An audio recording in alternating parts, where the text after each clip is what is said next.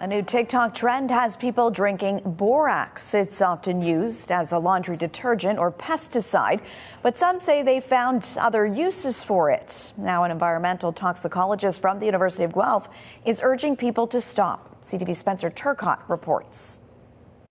From biting down on a Tide Pod to chugging a blackout rage gallon, TikTok has a new trend in town. I hopped on the borax train.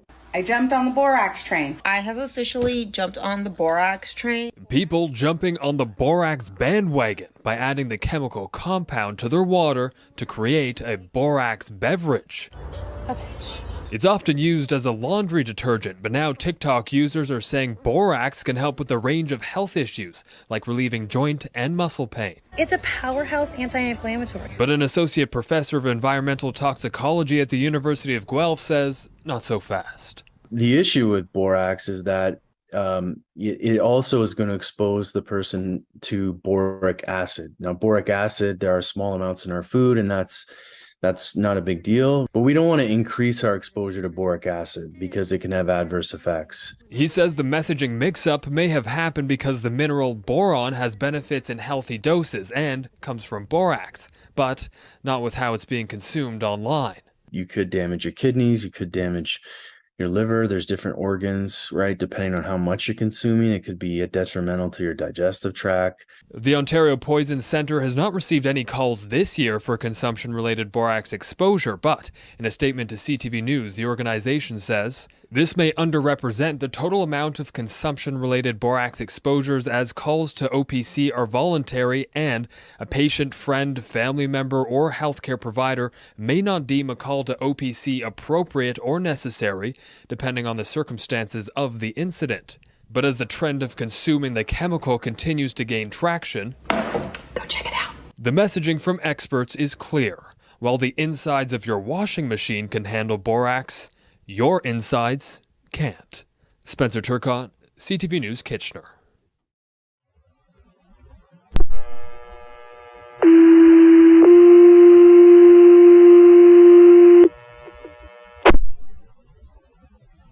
Attention North Huron, Wingham Fire. Please respond at the Wingham Hospital with ambulance 270 Carling Terrace.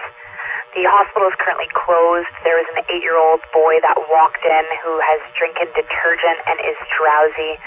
Again, ambulance requesting you at the Wingham Hospital for a medical assist. Time of first page 12:31:28.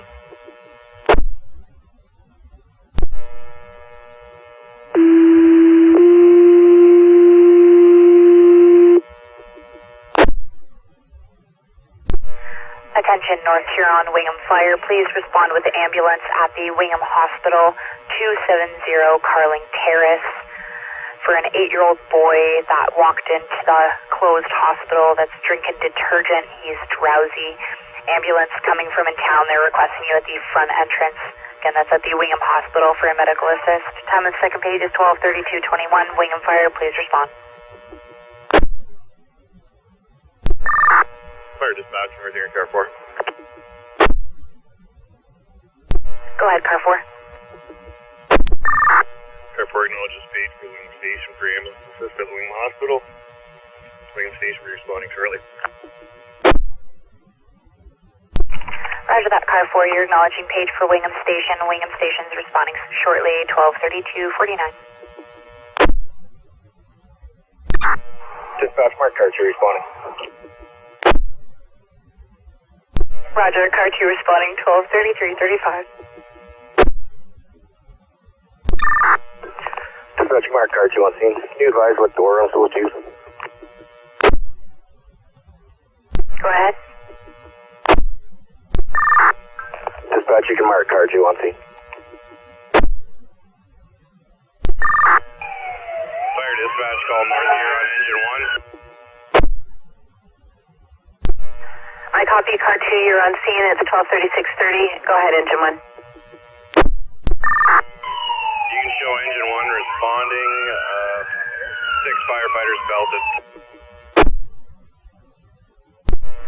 That's Roger. Engine 1, you're responding with 6 firefighters belted. It's 12:36:45. Fire dispatch, North Huron car 4. Car 4, go ahead. You can show car 4 arriving scene, as well as the Huron County EMS. That's Roger, car 4, you're on scene with EMS at 123714.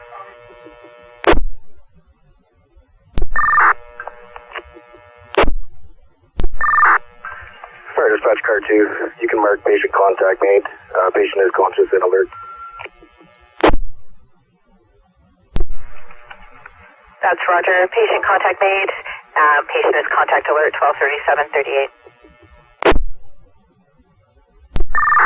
Fire dispatch, you can also show North Huron engine 1 on scene. That's Roger, engine 1, you're on scene at 123756.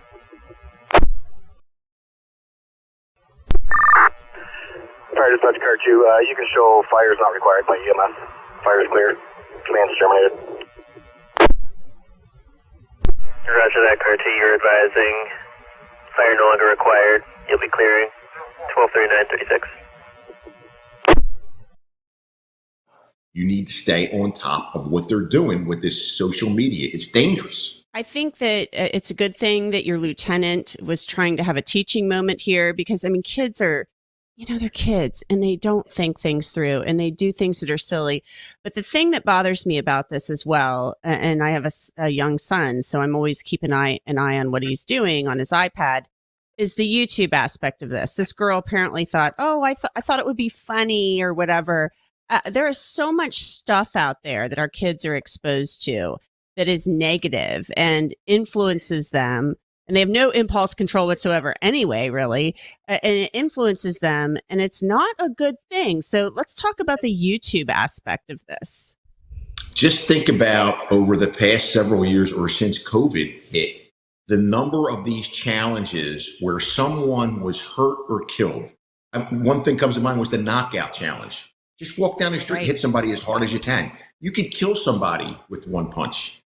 Gargling with bleach if you have COVID. I mean, some of the things they put out there, and these kids, like you said, impulsively, they jump on it and think, hey, this is a wonderful thing. So what we're trying to do is, because last week we had an incident with an app called Wink, which is like a Tinder. I saw that on your Twitter. Mm-hmm. Yeah, which is like a Tinder for juveniles. Well, here you have a 12-year-old in Pennsylvania, thinks she's talking to a 16-year-old in Cocoa Beach, Florida, and they plan to hook up when she comes down to visit her grandmother here in Deltona, Florida.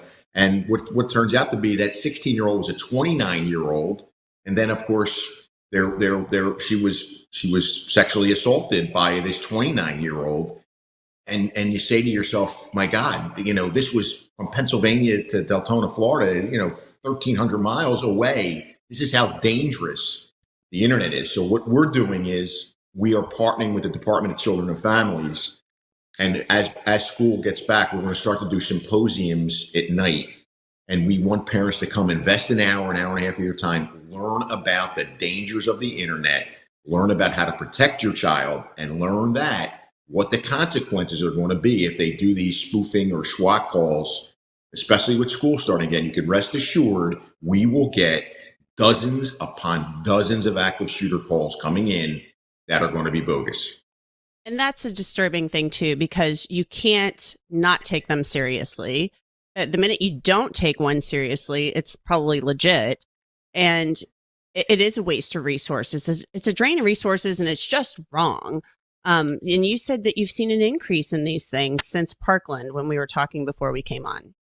Yeah, when Parkland hit, I cannot tell you the number. It was hundreds and hundreds that came in that these kids thought this was funny to call in an active shooter.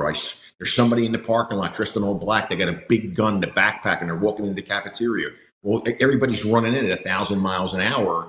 And that's what the danger is, because somebody can get killed in that response or injured, and it finds out that it didn't happen. So I just said to my staff and my deputies, listen, investigate it as hard as you can. If you come up with the person responsible, they're getting locked up, they're getting charged with disruption of a school campus, let them figure it out. We got to send a message that they just can't do this. They actually should be spending time as part of their probation with the families down in Parkland who lost a child and see how funny they think it is what should be happening.